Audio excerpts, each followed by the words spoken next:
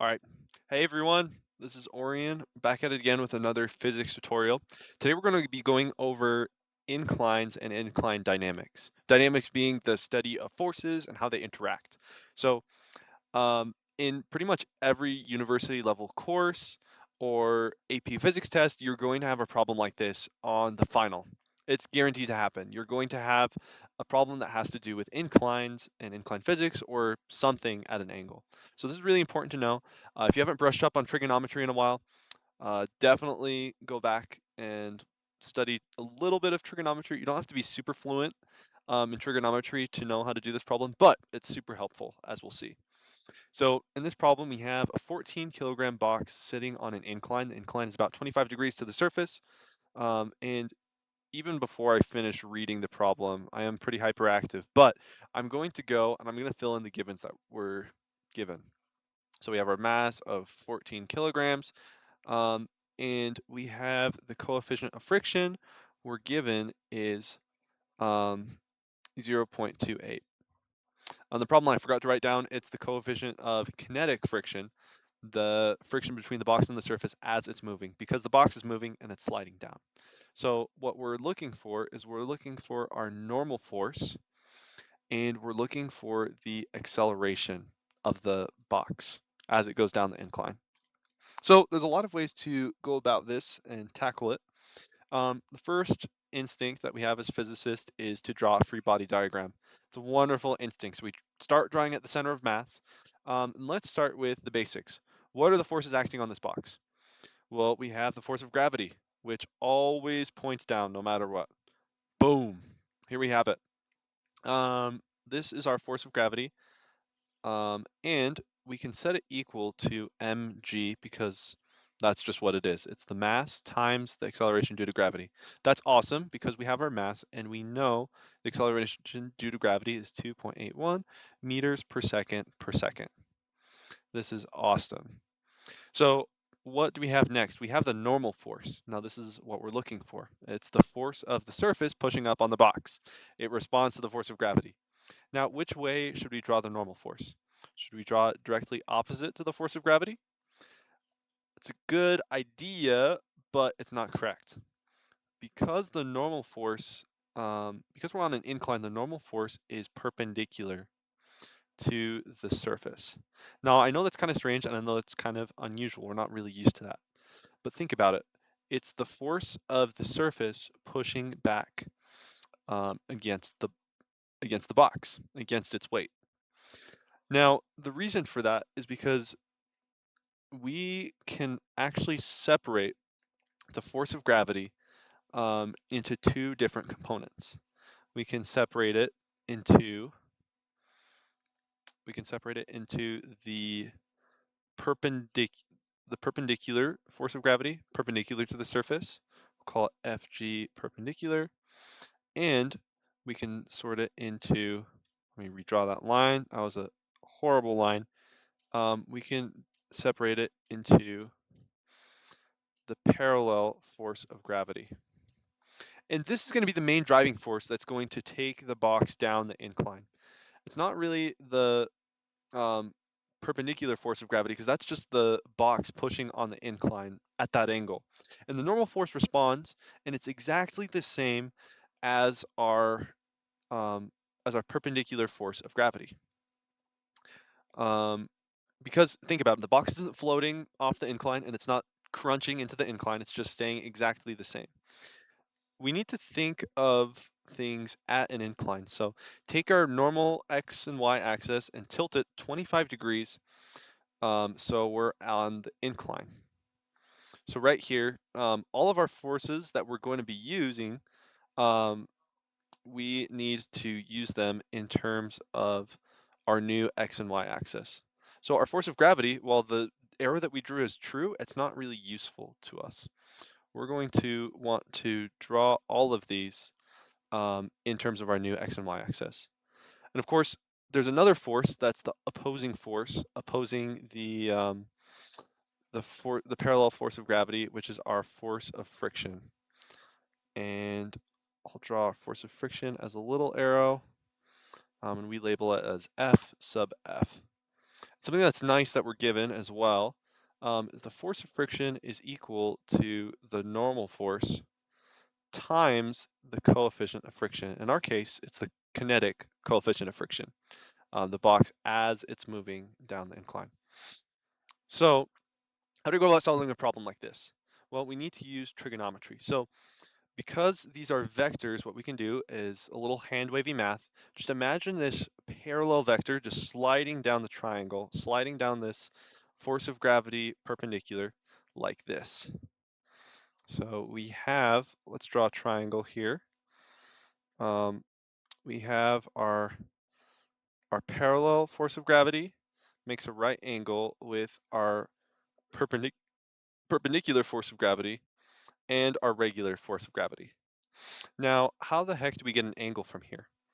Now, because we have our incline right here, imagine this triangle that we made and just flip it around the axis of um, our perpendicular force of gravity, and then rotate it up just a bit so that it's exactly flush with our um, 25 degrees. And you'll find that what you get is something like this, where you have a bigger triangle inside of a smaller triangle. Um, and because of that, these two have the same angle. So we can use this angle right here, our theta, as 25 degrees. Cool. So now that we have that, what do? We use SOHCAHTOA, right? These are trigonometric properties, our trigonometric ratios, and it's pretty straightforward for the most part. So let's start with our force of gravity perpendicular. What which trigonometric, wow, I can't pronounce that. Which trigonometric ratio involves the force of gravity perpendicular? Think about it. This is our adjacent side right here with the force of gravity perpendicular, and this is our hypotenuse, which is opposite to our right angle. So we use cosine. Cosine theta equals um, our adjacent over our hypotenuse. And because we can simplify FG to MG, we can simplify this to our parallel force of gravity is equal to mg cosine theta. Beautiful. And we are going to use this. It's very important. We determined up here that because it's not accelerating in the y direction, we can set it equal to the normal force. So I'm actually going to write here, this is our normal force. And this is going to be our answer to part A. So stay tuned. We will eventually get around to solving it. But we also need to work on the force of gravity parallel, because if we want to figure out acceleration, we need to figure out what's happening in the x direction. The box is only accelerating in our x direction, well, according to our new inclined axes. And so we need to find the force of gravity parallel and subtract that from our force of friction in order to find our acceleration using Newton's second law. I'm just going to erase this down here. Okay, so what trigonometric ratio can we use to find our force of gravity parallel? Yes, it's the force of gravity, it's our sine function. So we have sine theta equals opposite, which is force of gravity parallel, over our force of gravity itself. And we get from this, when we simplify it, equals mg sine theta. Beautiful. Now these two equations that we've gotten and derived are going to be so important in solving the problem. So let's start by solving problem A. We need to find the normal force.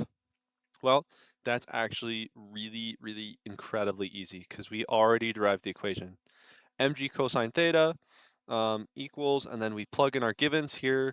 We have our 14 kilograms, our 9.81 meters per second, and our cosine of 25 degrees. Now, I don't think I need to give you a tutorial on how to use a calculator. So that will be your answer when you plug it in. Sweet. Now we have this right here, and this is our answer. Now part B is a little bit more complicated. What is the acceleration of the box? First, what we need to do is we need to invoke Newton's second law, which is the sum of all forces is equal to mass times acceleration. Or excuse me, the sum of all the masses and acceleration.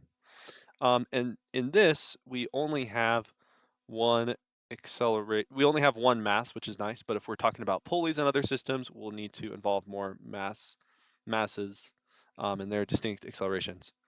So because it's only moving in the x direction, we'll just say the sum of all the forces in the x direction is equal to acceleration in the x direction. That will make it a little bit easier for us.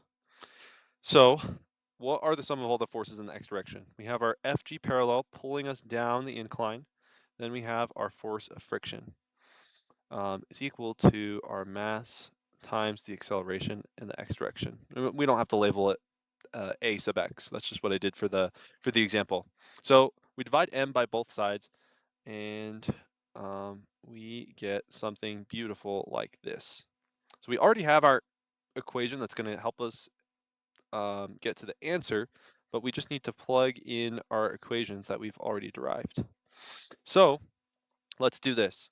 Let's bring our FG parallel, which is mg sine theta, minus our force of friction. What the heck is that? Well, we actually have it up here. It's the normal force times the coefficient of friction.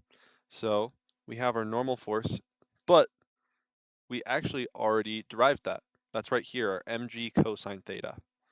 So we'll write mg cosine theta times the coefficient of friction, our mu k, all divided by m. And you'll see here that something interesting happens. Our m's cancel from both the terms. So we're left with our acceleration is equal to acceleration due to gravity times sine theta minus cosine theta mu k. So what does that tell us about the mass? What does that what does the m's canceling tell us? It doesn't matter how much the box weighs, at least in terms of acceleration. Think about it. If your box doubles in mass, your force of gravity parallel and your force of gravity perpendicular are going to increase proportionally. That'll affect the normal force. The normal force will also increase proportionally. And the normal force is directly related to the force of friction, so that will increase proportionally as well. And so the force, if this gets twice as large, the force of friction will also get twice as large because of the forces that we have here. Now I know that's kind of weird and crazy to think about, and if it hurts your head, don't think about it too much. But essentially, what's this saying? This is saying that our mass really doesn't matter, at least in terms of acceleration. For our normal force, it does matter because the normal force responds to each distinct mass and the force of gravity that's pushing down on it. Now, from here, we can just write out our lovely equation that we have, and times the coefficient of friction, and then we just plug in our values that we've got. Hope that helps. Thanks so much for watching and taking your time to learn physics, and I hope you crush your exam or whatever you're doing. See ya.